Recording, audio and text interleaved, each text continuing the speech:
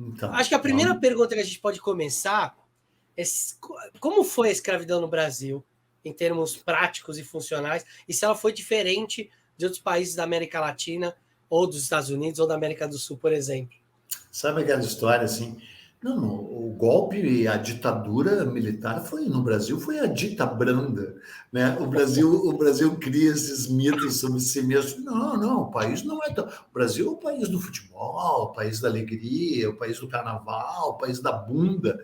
Cara, o Brasil é um país perverso, cruel, repleto de sangue, que sempre apostou na desigualdade, conseguiu criar uma das sociedades mais injustas do mundo, porque é óbvio que há países muito mais pobres que o Brasil, evidente, e com miséria muito maior. Só que pouquíssimos têm esse abismo tão grande entre ricos e pobres, onde tem uma distribuição de renda tão absurda quanto a do Brasil. E ela é fruto do quê? Ela é fruto de uma coisa que a gente nunca pode esquecer.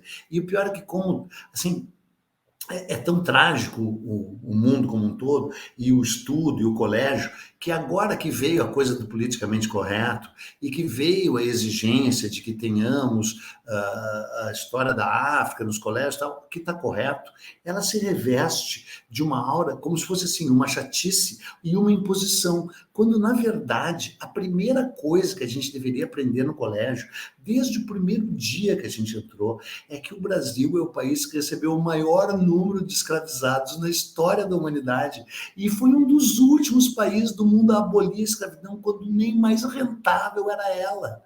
Então é essa consciência que a gente tem que ter, independentemente de politicamente correto, de não sei o quê, sabe? De culpa, de dor, de papapá. O racismo estrutural é gritante e evidente no Brasil. A gente tem que ter isso pleno, claro.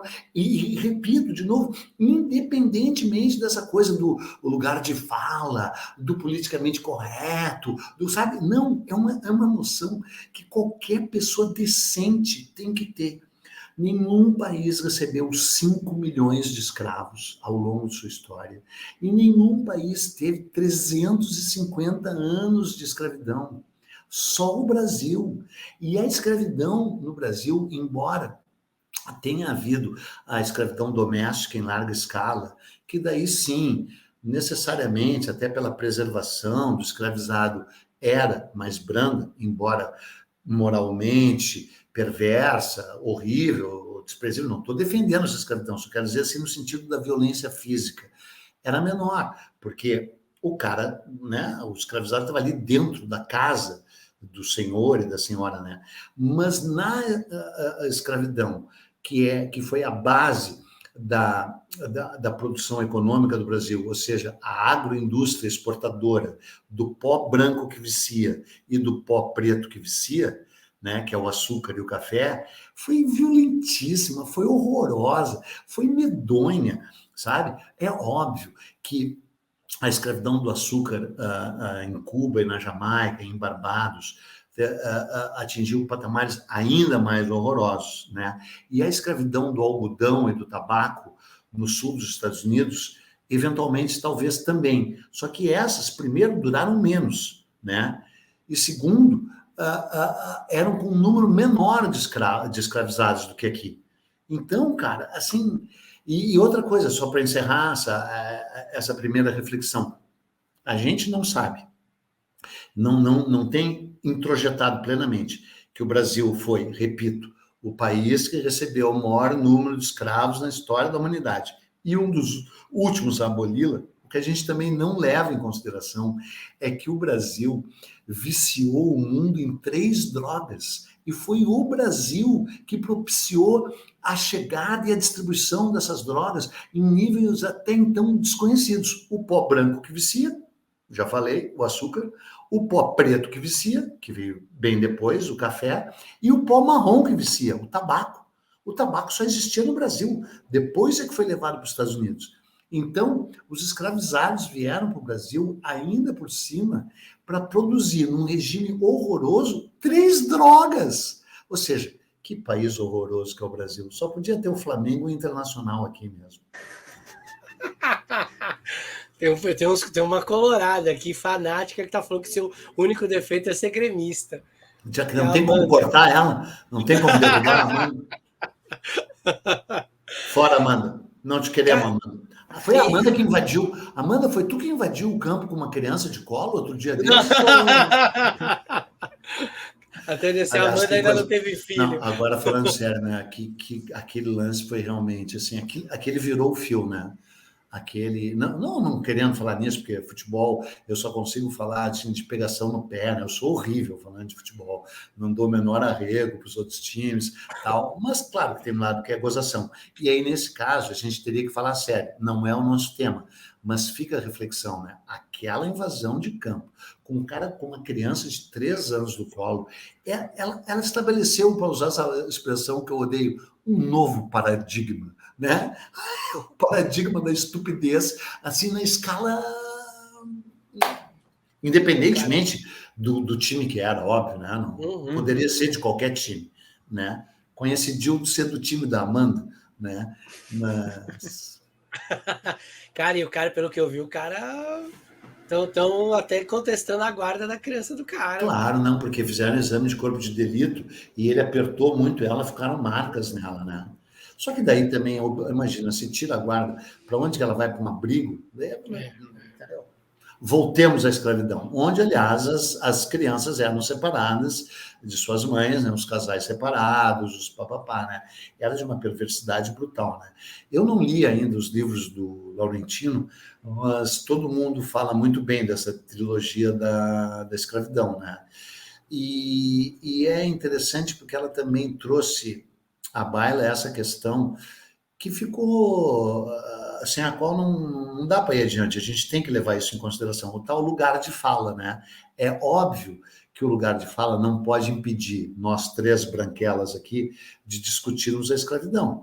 Agora, a gente tem que privilegiar a fala, a voz da vítima, do escravizado, né? E do descendente, do afro-brasileiro, né? Do preto, do negro, né? Eu não vou passar a dizer só preto, porque papapá, acho que se pode dizer negro, né? Mas tudo bem, se eles querem usar preto, né? Eles têm todo o direito. Mas, assim, você vê como o Brasil é perverso também na questão educacional, que você não tem ainda um livro sobre a escravidão no Brasil escrito por um preto, né? Por um historiador preto, até porque temos pouquíssimos historiadores pretos. Mas aí, nesse sentido, ainda bem que o Laurentino fez, né? Todo mundo elogia, e é fundamental, cara, é um assunto que a gente tem que discutir o tempo inteiro, porque a gente vive ele todos os dias, né? A perversidade da distribuição de renda no Brasil e a imensa desigualdade que a gente tem, faz com que nós, por exemplo, nos sintamos totalmente inseguros nas nossas grandes cidades. Eu não sei onde é, vocês são da onde? São Paulo. São Paulo. Porra, né, cara? Olha o que é o coração de São Paulo, né, cara? São Paulo nasceu num lugar mágico, não sei se vocês já viram meus episódios, era um lugar sagrado, o Triângulo Histórico tinha sido sacralizado pelos indígenas, os jesuítas ressacralizaram, criando uma igreja em cada vértice, né? O Mosteiro de São Bento, lá no vértice, no último, o Pátio do Colégio, a Igreja da Sé e o Mosteiro de São Francisco, né? Os 3 para sacralizar um triângulo que já era histórico, né, que já era sagrado pelos indígenas. Eles varrendo dali as sombras do mito, né, o Anhangabaú era o riacho sagrado do xamã, só o xamã podia descer no Vale do Anhangabaú, era vetado a humanos comuns, assim, que nem o Léo e o Bruno, só pessoas que nem o Eduardo Bueno, mais evoluídas, podiam descer ali, espiritualmente. A Amanda, por exemplo, não podia chegar nem a quilômetros do vale ali, porque é Colorado. E aí, esse lugar hoje, que além de tudo, dele saíam 5 trilhas, né, que conectavam São Paulo com o Brasil inteiro, as chamadas Piabirus, né, trilhas pré-históricas, né, trilhas pré-cabralinas, que uniam São Paulo com o Brasil inteiro. Por isso que o Jaime Cortesão, um grande historiador dos anos 50, chamou São Paulo de a capital geográfica do Brasil, e foi por isso que São Paulo adquiriu a pujança que hoje tem, porque estava conectado com todo o Brasil, era o único lugar onde você podia ir para leste, sul, leste, oeste, norte e sul, né? E por isso também era sagrado, a colina era sagrada também, porque dali saíam essas trilhas, né? E aí, hoje, esse lugar que eu tanto estudei, que eu tanto amo, eu nasci em Porto Alegre, em 1958, mas eu mudei para... Não devia dizer a idade. Nasci em 58, mas mudei para São Paulo em 63. E morei em São Paulo, em Higienópolis, ali com gente diferenciada, ali de 63 a 68, né? Então, tenho memórias muito profundas mais de Higienópolis. Cara, eu estudava no Colégio Rio Branco, ali na Avenida Higienópolis, morava na Rua Lagoas, mas do centro também, onde eu comprei meu primeiro Batmóvel, na Barão de Itapetininga, quase esquina, comprei meu primeiro Batmóvel, que aliás ainda tenho, da Matchbox, né? No meu aniversário de 7 anos. E aí, um lugar mágico, né? Um lugar assim, nesse tempo, quando a gente era convidado pelos meus pais para ir para o centro, eles diziam, se arrume que nós vamos ao centro. Você tinha que se arrumar para ir ao centro de São Paulo, que era um lugar chique. Claro que Higienópolis já era o lugar dos ricos, judeus ricos, tal, bababá, né? Mas era um bairro residencial. Quando você ia ao centro, você se vestia para ir ao centro. Eu fui àqueles cinemas da Avenida Ipiranga, que eram aqueles templos do cinema, alguns ainda existem. Eu fui há pouco, as pessoas falam no celular alto. Mais de 20 pessoas falam no celular enquanto passa o filme, que custa assim R$ 5, R$ 7. O cinema é imundo, eles não limpam de uma sessão para outra. Façam essa experiência. Vão, quer dizer, tem que ir armado, né? E com 3 seguranças, mas tentem entrar no cinema.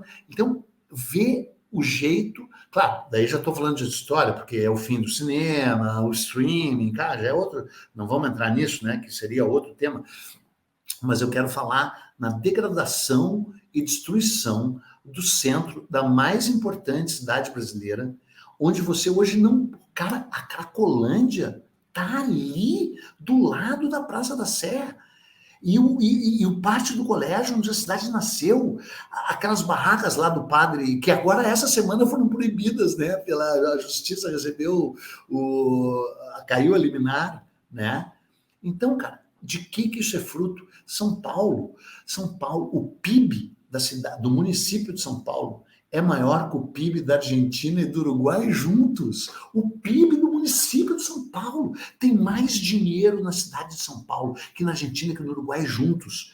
Como é que essa cidade pode ser o coração da degradação urbana e da Cracolândia e da exclusão social? De quem é essa responsabilidade? É nossa, é de você que está nos ouvindo, é do Bruno, é do Léo, claro que é mais da Amanda, porque a Amanda é colorada e os colorados são culpados. Inclusive, tu sabe qual é a origem do pecado original, né? Nós vivíamos todos no paraíso até que surgiu o primeiro colorado, se não seguiu a lei de Deus, comeu a maçã e olha no que deu, né? Então, mas somos nós os responsáveis por isso. E por que isso também se dá? Pelo nosso desconhecimento da nossa história.